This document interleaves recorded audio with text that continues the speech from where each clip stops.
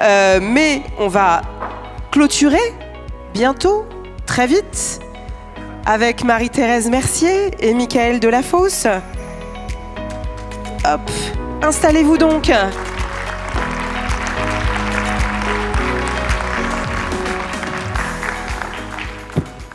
Marie-Thérèse Mercier, vous êtes conseillère régionale donc de région Occitanie. Alors la région, elle est aussi cofondatrice de Med-Vallée aux côtés de la métropole et elle contribue depuis 2 ans à installer justement le territoire comme un pôle mondial d'excellence en santé globale. Bon, qu'est-ce que vous avez retenu de tout ce qu'on a dit et finalement c'est plutôt assez...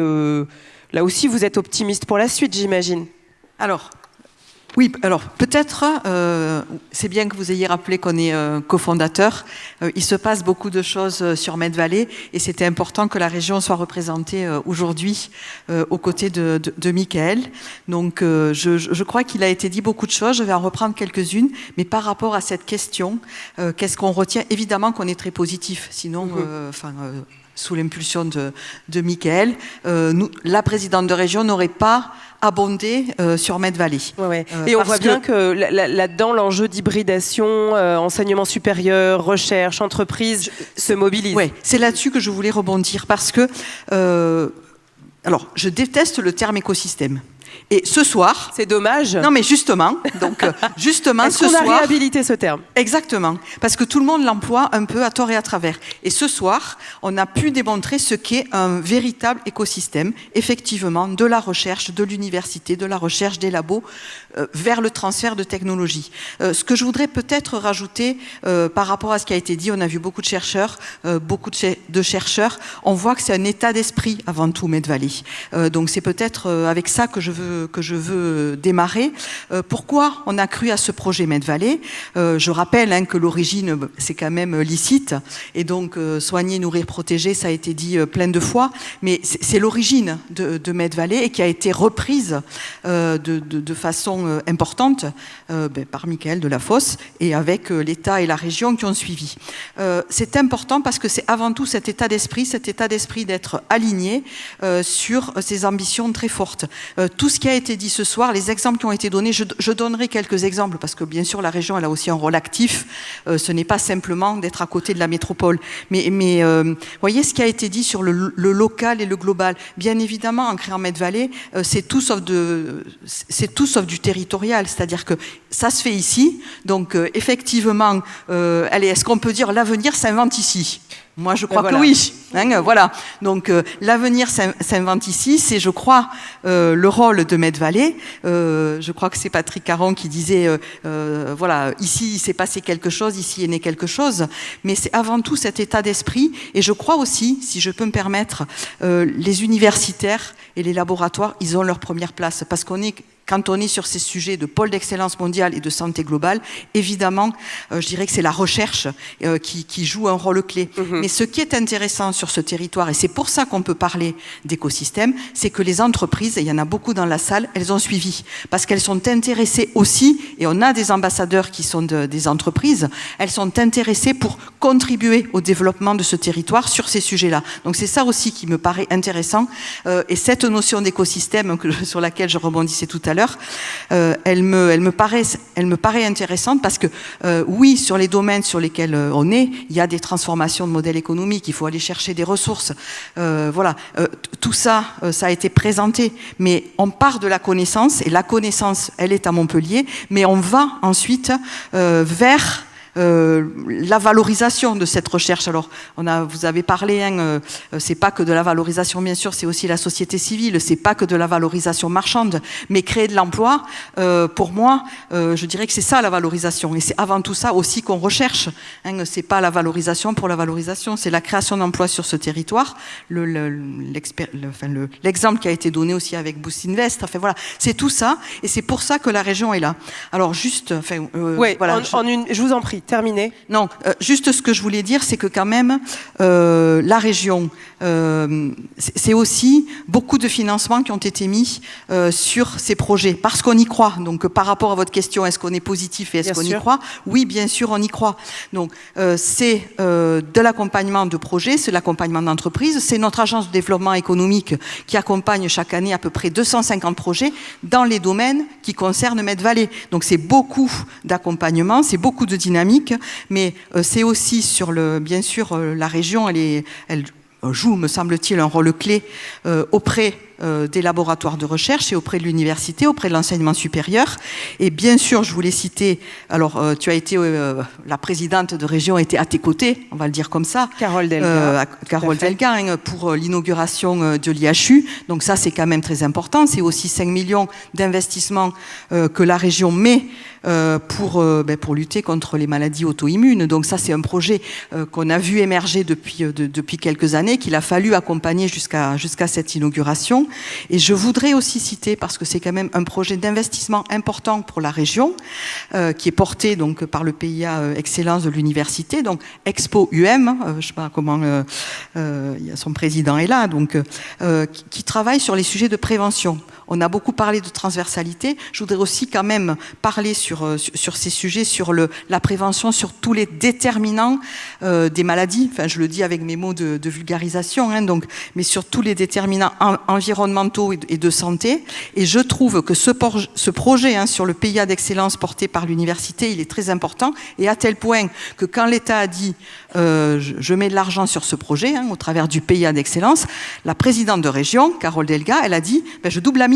Ouais. Alors pardon de le dire comme ça, c'est un peu pour vous réveiller peut-être, mais je voudrais que vous reteniez ça, c'est-à-dire que bien sûr la région et Carole Delga, elle est aux côtés de Michaël Delafosse et de l'État comme membre fondateur de Med-Vallée, mais c'est aussi des investissements forts que la région porte. Il y a une volonté effectivement très forte de la région. Je veux citer des exemples, voilà, parce que je veux pas juste, c'est pas juste.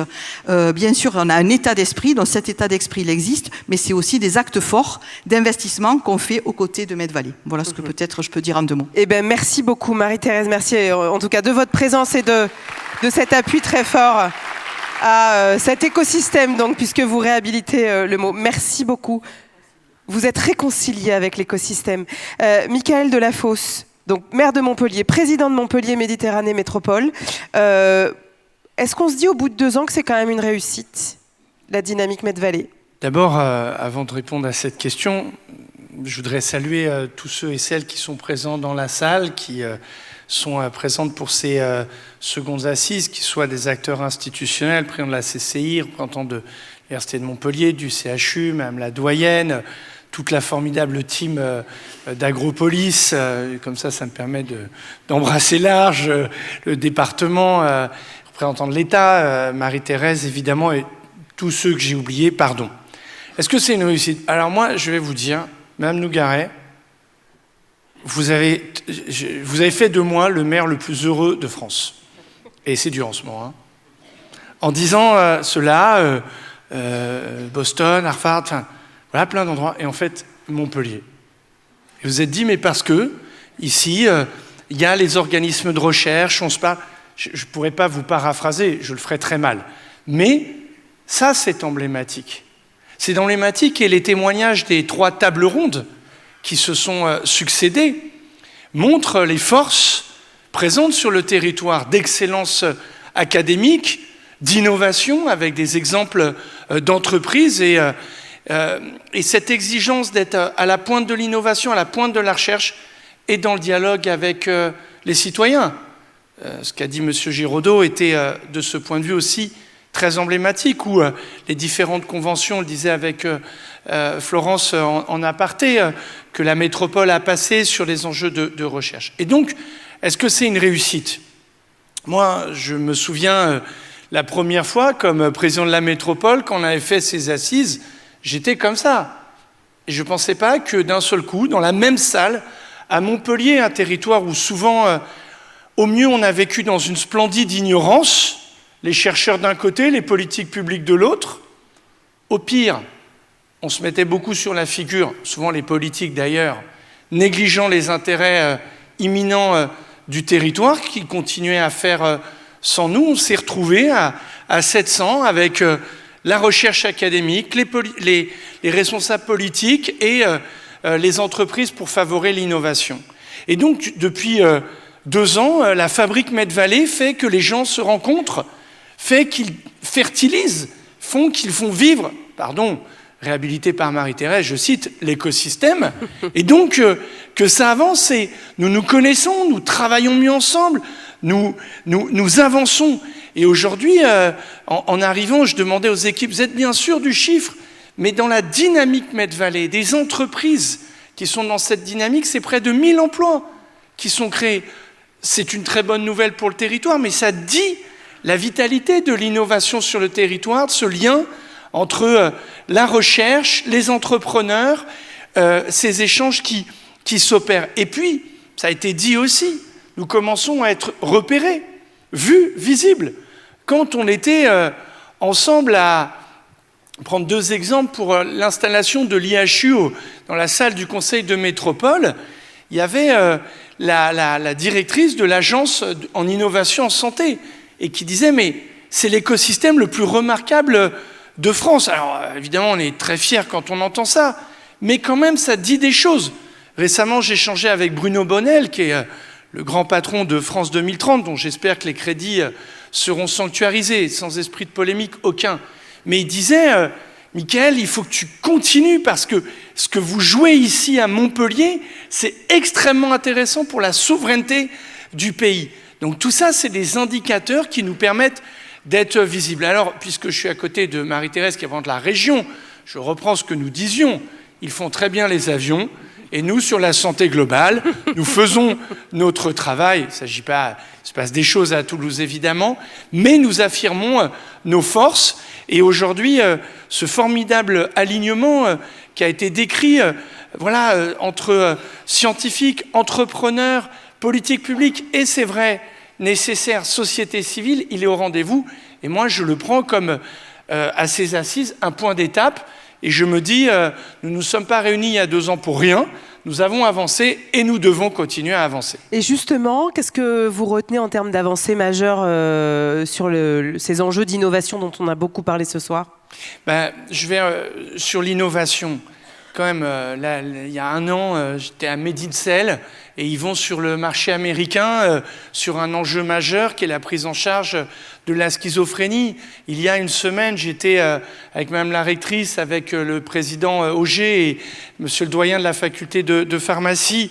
On était ensemble sur Audio Campus et Monsieur Puel, formidable chercheur, qui disait « mais nous, on est très heureux d'être dans l'écosystème Medvalley parce que les entreprises viennent, on sent qu'on se connaît mieux, on sent qu'on peut devenir une des références européennes sur les enjeux de l'audition. » Chère Isabelle Lafont, vous citez toujours avec beaucoup d'attention cette histoire incroyable. Mais enfin, quand on est allé pitcher, enfin pas pitcher, soutenir, se battre pour avoir l'IHU, devant le jury européen, où il y avait représentants des malades, société civile, Christian Jorgensen, l'université, moi-même qui ai pitché à la fin pour bien dire qu'on soutenait et qu'à un moment nous pensions être IHU émergent et que le président de la République a annoncé à Anne Ferrer, directrice du CHU, aux équipes de Christian Jorgensen, que nous étions IHU. C'est 20 millions d'euros qui arrivent sur le territoire. Donc ça, c'est quand même des éléments très forts. Je veux le dire aussi, parce que je sais que c'est très important, et pour la communauté des chercheurs, et pour les entrepreneurs. Même la rectrice Sophie Béjean, lors des assises, avait pris la parole et disait « je vais essayer de doter le territoire d'un lycée international, d'un établissement international ». Eh bien, il y a 3 semaines, nous étions ensemble au lycée Jules Guesde et nous avons doté ce territoire pour pouvoir accompagner la communauté des chercheurs, qui est une communauté mondiale, les entrepreneurs de ce point de vue. Et puis, nous avons travaillé aussi, je veux le citer parce que ce n'est pas anodin. Moi, je suis le maire de Montpellier et je suis le président de la métropole. Il y a beaucoup de travail. Mais nous voyons bien aussi qu'on doit accompagner le développement économique des entreprises et les aider à trouver des fonciers. dans un contexte où il faut réduire l'artificialisation des sols et avec l'ensemble des élus de la métropole que je veux saluer ici, et les maires, nous y sommes très résolus. Et puis on cherche des coopérations territoriales. Et donc notre aménageur, Altemed, a 25 hectares à Cap-Galargue pour accompagner les développements de nos entreprises. Bref, toutes les politiques publiques sont... Alors j'en ai oublié plein de choses là en 2 ans, on n'a quand même pas chômé. Hein. Ah oui, si, mais on n'a pas chômé, tu l'as dit, mais je veux le dire parce qu'on le fait ensemble. Nous sommes aux côtés des forces de la recherche sur les différents projets dans le cadre de ce qu'on appelle un acronyme, le CPER, pour soutenir les forces de la communauté scientifique montpelliéraine, nourrir, soigner, protéger, la dynamique de Muse, qui trouve son écho, sa force avec la dynamique de Med-Vallée. Ce sont des crédits publics extrêmement importants qui sont positionnés pour permettre à nos chercheurs, à notre communauté scientifique, eh bien, de pouvoir continuer à incarner l'excellence académique, mais aussi le transfert vers l'innovation. Mais alors du coup, si on se projette un peu là, vous disiez l'avenir s'invente ici. Bon alors du coup, si vous nous le dessiniez un peu cet avenir. Je vais être impopulaire. On va encore faire des travaux. Ah, je savais que je récupérais les rieurs. Surtout sur l'eau là, hein, parce que vous avez dit des trucs, on fait plein de travaux. J'ai vu mon ami René Revol, qui préside la Régie des eaux. Nous, on pense déjà à la grande échelle, on a réduit les fuites de 23 à 13%. J'étais un peu piqué au vif là, parce que si tout le monde faisait comme nous, le problème d'eau irait mieux. Non, allez, ça c'était le moment. Non, on va faire des travaux. Cher François Bérat, je l'ai aperçu. Voilà, l'Institut, le centre de biologie structurale va sortir de terre. Enfin, il est déjà bien sorti de terre et il va y avoir un étage dédié à l'innovation. Ce sera donc une inauguration de fin de travaux. Mais à côté d'ICM, le CTIO va être positionné. Je rappelle là un choix aussi que je considère fondateur de mon mandat. Ça, c'est Philippe Domy, que je veux saluer, qui nous a aidé à préfigurer Med-Vallée. À côté d'ICM, il y avait un projet de résidence étudiante. Mais on obérait les capacités de développement d'ICM. Tac, on a préempté, ça n'a pas été très agréable pour les porteurs de projets. On s'en est expliqué après. Et résultat, ça permet à ICM de développer un pôle dédié aux startups en lien avec la recherche contre le cancer. Donc travaux, première pierre. Nous-mêmes, nous allons, la métropole, développer un nouveau bâtiment sur le biopôle d'Euromédecine pour continuer à structurer cette zone au nord de la ville avec un enjeu, là aussi, de mettre du foncier adapté pour les entreprises autour de 8500 mètres carrés. Voilà, ça, c'est les travaux, c'est des choses extrêmement concrètes qui doivent accompagner. C'est aussi une équipe. Je veux le dire parce que moi, je veux bien rendre lisible ces équipes du développement économique pilotées par Jean-Michel Giraud, mais c'est aussi la mission Med-Vallée. Et je veux saluer le travail de Christelle Sellier et de Michel Choucroune qui arrive rejoindre. Et nous l'avons recruté parce qu'il est entrepreneur et qu'il vient des startups du monde médical et qui a pris la suite de Josique Paoli. Et donc, cette mission pour pouvoir travailler aux côtés des équipes de la région, pour pouvoir continuer à faire fertiliser ce formidable écosystème dont ce soir, quand même, à la fois, c'était passionnant intellectuellement sur les grands enjeux de la recherche, comment elle se conduit, montrer de nombreuses forces d'innovation, les témoignages d'entreprises, des promesses incroyables. Alors, on n'a pas pu voir le robot.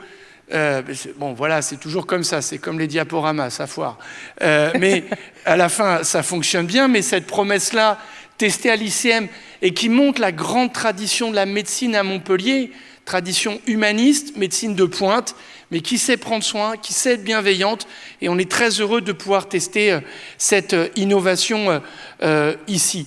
Donc vous voyez, les choses, elles avancent, elles se structurent, et puis on va continuer à se battre avec les dents, parce que tout à l'heure, on va les signer avec les équipes de CJR, et là aussi, nous avons bien avancé, et puis nous faisons finalement PAC, c'est-à-dire que chaque fois que des enjeux doivent se porter au niveau national, au niveau européen, eh bien, nous y allons ensemble. C'est ce que nous allons faire sur l'IA et données de santé le 24 novembre, cher David Morquin, ensemble à Paris, en lien avec Dell. Voilà, et donc c'est cette méthode-là que nous allons continuer à déployer, et nos agendas sont prêts à bouger chaque fois que nécessaire. Ouais, et on entend bien aussi à quel point la question des valeurs est centrale. Hein. C'est quelque chose qui s'invente dans le décloisonnement, dans un collectif, mais avec des valeurs qui sont partagées. Et ça, c'est central. Merci, monsieur le maire-président. Merci à vous. Merci à tous. Merci Marie-Thérèse Mercier d'avoir été là. Mais il y a une photo. Et pour ça, je vais appeler. Alors, il y a du monde, vous allez voir. En gros, je pense que la moitié de la salle va être sur scène, mais mesdames les ambassadrices, messieurs les ambassadeurs, mesdames, messieurs les intervenants, les maires, les vice-présidents... Oh, le robot! Oh là là! Et ben voilà, c'était la surprise. Alors attendez, il faut que vous voyez ça. C'est Miroka. Comme quoi, même les robots ont le droit d'être malades. Voilà, elle était intimidée, Miroka. Donc, je vous replace le contexte. Miroka, à terme, donc Miroka et Miroki, son frère, à terme, va accompagner les enfants en radiothérapie, va accompagner le parcours de soins. Le tour de table s'est fait avec... aussi des citoyens, donc on voit à quel point aussi cette dynamique avec la société civile est absolument centrale, dotée d'une intelligence artificielle qui va lui permettre de converser. Romain, tu lui colles un... Elle peut parler ou... Alors, je pense qu'elle va rester un petit peu muette ce soir. Ah zut. Ah, il peut ? Elle peut ? Ah bah, il peut. Ah bah, alors, je vais lui coller le micro. On essaye, dans ce cas-là. tu lui colles le micro ? On essaye. Parce qu'on a fait un test. Et vraiment, on a conversé tout à l'heure. Qui es-tu ?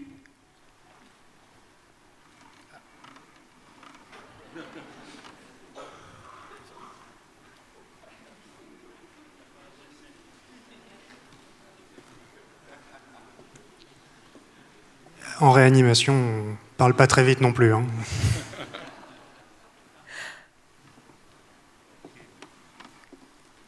Bonjour, je suis Miroka, une créature enchantée de la planète Nimira, vivant dans un robot conçu par Enchanted Tools. Mon rôle est d'interagir avec vous et de rendre votre quotidien plus magique. Grâce à mes bras agiles et à mon système de déplacement innovant, je peux aussi transporter des objets et naviguer facilement dans différents environnements. Ensemble, avec les enchanteurs qui m'ont conçu, nous faisons de chaque interaction un moment unique et magique. On teste une deuxième question. Pourquoi es-tu à Montpellier ?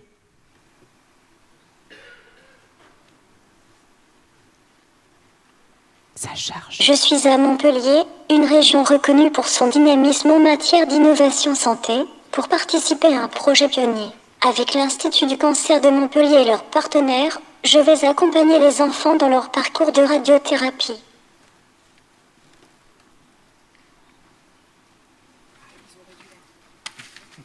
Et pourquoi es-tu là ?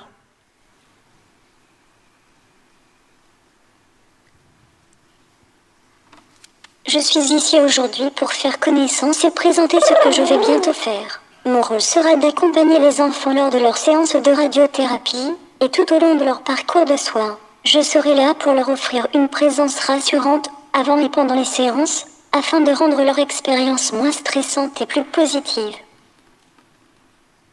Bienvenue à Miroka, à Montpellier.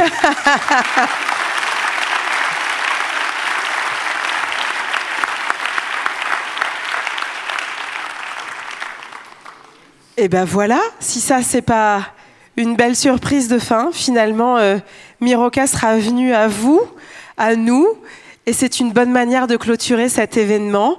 On l'embrasse, on lui dit au revoir, on lui dit à bientôt, parce que l'objectif c'est quoi ? 2025 ? 2026 ? Demain à l'ICM ? 2026 en fonction. Et d'ici là, on se sera certainement revus pour d'autres assises.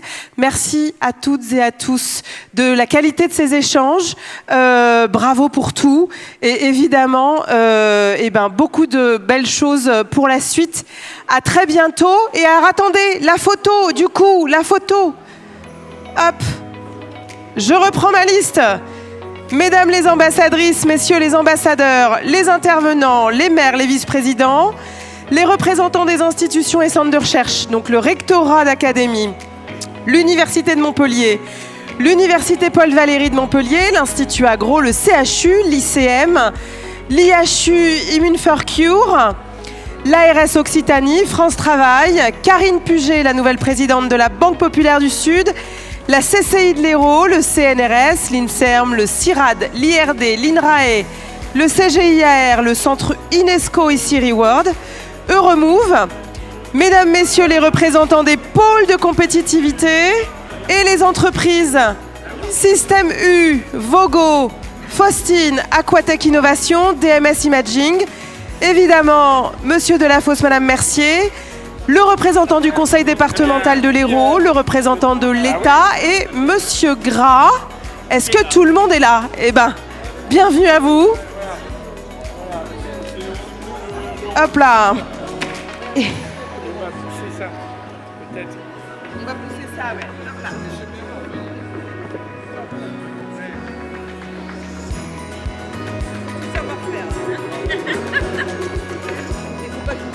Merci, Marie. Merci beaucoup.